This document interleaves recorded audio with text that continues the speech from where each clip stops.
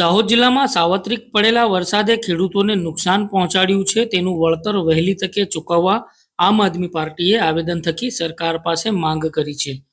ગુજરાત સહિત દાહોદ જિલ્લામાં પણ શ્રાવણ માસ દરમિયાન સાર્વત્રિક વરસાદ ખાબક્યો હતો, જેમાં કેટલાક લોકોના મોત નીપજ્યા છે, કેટલાક લોકોના ઘરોને નુકસાન પહોંચ્યું છે, સાથે જ ખેડૂતોના ઊભા પાકને પણ નુકસાન પહોંચ્યું છે. અને તેમાં દાહોદ જિલ્લામાં જ્યાં જ્યાં નુકસાન પહોંચવા પામ્યું હતું તે વિસ્તારોની પોતે દાહોદ જિલ્લા કલેક્ટર યોગેશ નિરગુડે દ્વારા મુલાકાત લેવામાં આવી હતી અને સંલગ્ન વિભાગના અધિકારીઓને સર્વે કરી અને નુકસાનીનું વળતર વહેલી તકે ચૂકવવા માટે આદેશ પણ આપવામાં આવ્યો છે.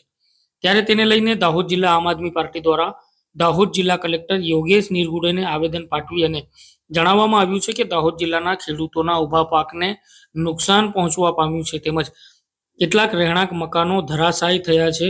ખેડૂતોના પશુઓ ઢોરનું પણ મૃત્યુ થવા પામ્યું છે. ત્યારે તાત્કાલિક દરેક ગ્રામ પંચાયતોનું સર્વે કરી તાત્કાલિક તેઓને વળતર ચૂકવવામાં આવે એવી માંગણી આમ આદમી પાર્ટી દ્વારા સરકાર સમક્ષ કરવામાં આવી હતી.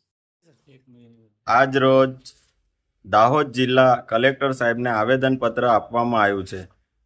અગાઉ 10 દિવસથી ભારે વરસાદ દાહોદ જિલ્લામાં અને સમગ્ર ગુજરાતની અંદર પડ્યો, એ માટે ખેડૂતોનો જે પાક નિષ્ફળ થયો છે એના માટે અમે આવેદનપત્ર આપ્યું છે. એમને પૂરેપૂરું વળતર મળવું જોઈએ અને નદી નાળાની અંદર જે રસ્તાઓ ખરાબ થયા છે અને એનું પણ મરામત થવું જોઈએ. એટલે આજે અમે કલેક્ટર સાહેબને આવેદનપત્ર આપ્યું છે અને ખેડૂત ભાઈઓને વળતર મળે એવી અમારી માંગ સાથે આજે અમે કલેક્ટર ઓફિસ પર પહોંચ્યા છે.